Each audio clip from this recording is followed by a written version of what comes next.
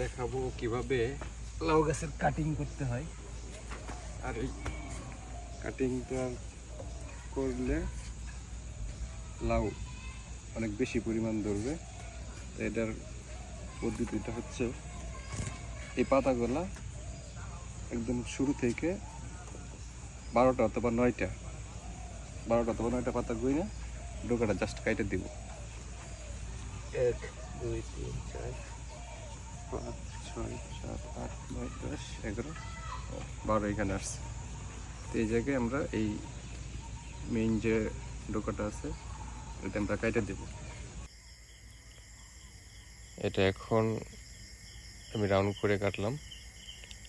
তবে এটা রাউন্ড করে কাটলে বৃষ্টির পানি অথবা কুয়াশার পানি যেগুলো আছে এগুলো জমে থাকবে।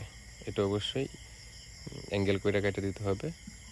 আর সেটা হচ্ছে যে আমরা অ্যাঙ্গেলটা থাকবে নিচ থেকে উপরের দিকে, যেন উপরের দিকে ফোঁটা পড়লে কিংবা পানির ফোঁটাটা পড়লে সেটা যেন এখানে জমে না থাকে। এখন আমি এটাতে হলুদ দিয়ে পেস্টিং করব। কারণ হচ্ছে হলুদ দিয়ে পেস্টিং করলে ছত্রাকের আক্রমণ করার কোনো ভয় থাকে না। ছত্রাকে আক্রমণ করবে না হলুদ দিয়ে পেস্টিংটা করলে। আর এটার জন্য তেমন বেশি খরচ হবে না। হলুদ প্রত্যেকের ঘরেই আছে, অল্প একটু হলুদ লাগবে। অনেকেই এই কাটিংগুলো করতে চায় না, গাছগুলো অনেক সুন্দর দেখা যায়, কেটে ফেলতে হয়। আসলে এই কাটিংগুলো করলে লাউয়ের পরিমাণ অনেক বেশি হয়, অন্তত 3 গুণ লাউ হবে। আর এই উপরের যে পাতাগুলো আছে প্রত্যেকটা পাতার গোড়া থেকে ডোকা ছাড়বে। তো 3 বার কাটিং করা যায়।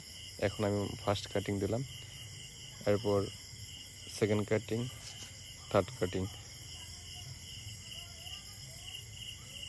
তো প্রত্যেকবারই 12টা যখন পাতা ছাড়বে তখন আমরা এই কাটিংগুলো করব।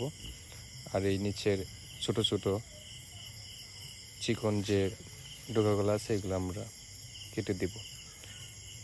এগুলোতে লাউ ধরবে না, যদি লাউ ধরে সর্বোচ্চ একটা লাউ ধরবে, কিন্তু এটা কেটে দিলে গাছ অনেক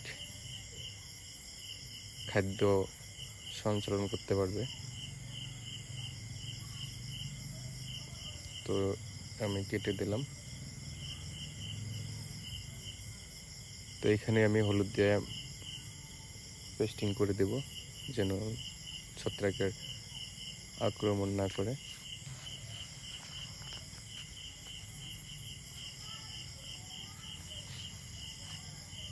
তো আমি আশা করি যারা এই পদ্ধতিগুলা অনুসরণ করবেন তাদের প্রত্যেকেরই ফসল অনেক ভালো হবে। এটা একদম নিশ্চিত ধরে রাখতে পারেন ইনশাল্লাহ। তো মরা যে পাতাগুলো থাকবে নিচের এগুলা কেটে সরিয়ে দেবেন।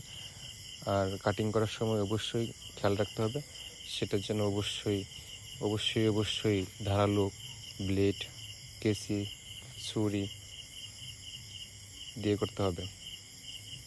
ধারালো না হলে এটা আবার থেতলে যাওয়ার সম্ভাবনা আছে। তো আজকে এই পর্যন্তই। আল্লাহ হাফেজ।